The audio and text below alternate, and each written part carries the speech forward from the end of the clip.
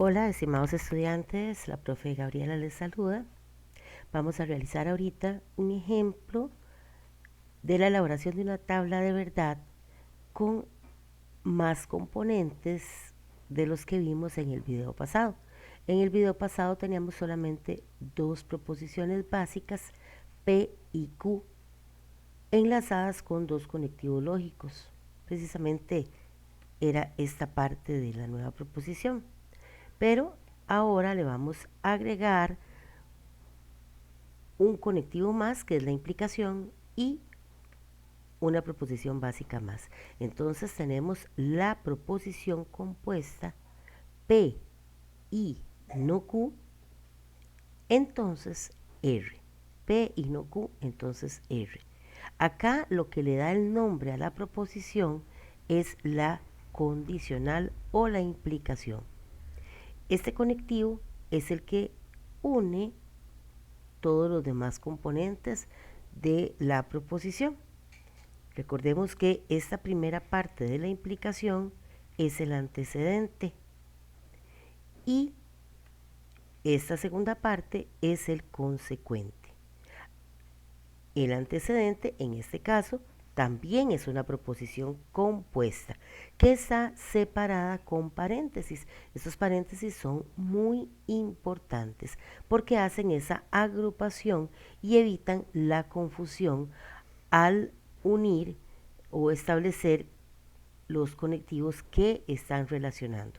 Entonces, el paréntesis es muy importante cuando hay varios conectivos, varias proposiciones, porque nos dice, esto es una sola cosa, es la primera parte o el antecedente en la implicación y R sería el consecuente. Ahora, veamos la estructura de la tabla. Es una cosita sencilla, establecer la estructura, la cantidad de renglones o filas y la cantidad de columnas. En cuanto a las filas, recordemos que la fórmula 2 a la n nos ayuda a establecer la cantidad de filas, donde n es el número de proposiciones básicas. Aquí tenemos 3, P, Q, R. No importa que fueran repetidas, solo tomamos en cuenta cuáles son, no cuántas veces aparecen. Sin embargo, en esta proposición son 3, aparece una vez cada una. Al ser 3, 2 a la n se convierte en 2 a la 3 y esto me da 8. Quiere decir que vamos a agregar 8 filas. 2, 3, 4, 5, 6, 7, 8. Y ahí tenemos 6 columnas. ¿De dónde las 6 columnas? Bueno, podríamos guiarnos con que hay 3 proposiciones básicas y tenemos 3 conectivos, 1, 2, 3 conectivos, entonces podemos trabajar con 6 columnas. Aquí tenemos 3 para las proposiciones básicas, una más para la negación de Q, que aquí aparece, otra para el antecedente P y no Q, o sea, para el conectivo y la última que es para la proposición completa, cuando encontremos entonces los posibles valores de verdad. La primera parte es rellenar los posibles valores de verdad de las proposiciones. Y recordemos que para eso tenemos un orden establecido, un orden que nos permite trabajar de una manera más eficiente y también que para cualquier persona sea sencillo interpretar lo que hemos hecho. Es importante, ¿verdad?, que una persona vaya a ver el trabajo que hicimos y no se le complique la interpretación, sino que le quede claro. Para esto, si empezamos de derecha a izquierda, la primera columna, vamos a alternar un verdadero con un falso, un verdadero, un falso, hasta terminar las filas y terminamos con falso. Comenzamos con verdadero y terminamos con falso. En la siguiente columna, recordemos de derecha a izquierda, vamos a poner el doble. 2 verdaderos, 2 falsos. 2 verdaderos, 2 falsos. Luego doblamos la cantidad nuevamente. Aquí pusimos un verdadero, un falso, aquí 2 verdaderos, 2 falsos. Ahora vamos a poner 4 verdaderos y 4 falsos. Listo, ya completamos la parte básica de la tabla. Esa es la base. Los posibles valores de verdad de las proposiciones básicas. Aquí tenemos todas las combinaciones posibles. Las 3 verdaderas, observemos aquí al final las 3 falsas, y las posibles combinaciones, algunas verdaderas, algunas falsas. No tenemos que complicarnos con ver si ya pusimos esta combinación o esta otra, ahí ya nos quedan todas. Ahora vamos con la negación de Q, que no es otra cosa que el valor opuesto al que está en esta columna. Una negación simplemente es el opuesto del valor de verdad. Es decir, si aquí aparece verdadero, aquí corresponde falso. Si aparece falso, aquí corresponde verdadero. Pero vamos a poner una formulita para aprovechar las bondades del Excel. Abro fórmula, condicional, si, lo escribo, si, abrimos paréntesis para toda la operación que vamos a incluir ahí. Pero abro otro paréntesis, vean que cambia el colorcito, para ubicar la celda con la que vamos a trabajar. Esto lo hago con las flechas direccionales, ahí me muevo para donde yo quiera con las flechas direccionales. Nos vamos a ubicar en la celda de Q. Esa es la que yo necesito negar. Si en esta celda de 6, vean, columna D, renglón 6, aparece un verdadero, un 1, cierro paréntesis para proceder, ¿qué vamos a hacer? Entonces, asignar 0. Si en la columna de renglón 6, que corresponde a la primera celda de Q, aparece un 1 verdadero, entonces asigne 0, que es falso. Y si no aparece un 1, probablemente aparezca un 0. Entonces vamos a asignar el valor contrario, que es el 1. Cierro. Observen cómo se marcó el paréntesis completo en negro de toda la operación y el rojo solo para la columna. Le damos entrada y ahí apareció el 0. Ese era el valor lógico que tenía que aparecer negando este 1. Si aquí hubiera habido un 0, pues cambia a 1. Ok, continuemos con la otra columna. No nos preocupemos por lo que va a pasar aquí porque recordemos que después solo vamos a rellenar. Es una conjunción y, P y no Q. Ya tenemos los valores de P, ya tenemos los valores de la negación de Q. Ahora vamos a ver cómo quedaría esta conjunción de acuerdo a los valores de verdad. Solo vamos a establecer una regla. Eso es lo que debemos de recordar. Solo vamos a establecer una regla. En realidad, pues, nos vamos a basar en una para que ahí impliquen todas.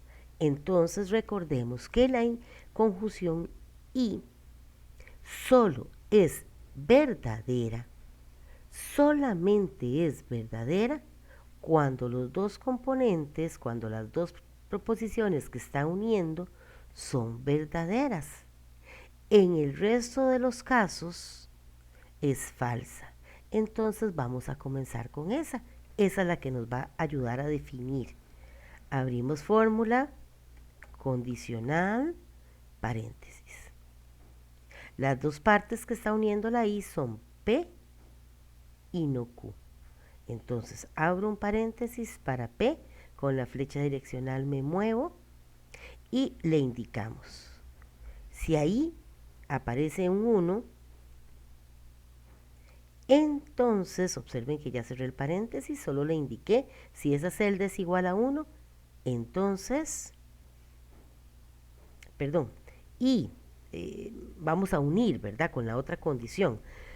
Y vamos a relacionar la celda de la otra proposición. acá también aparece un 1, cierro.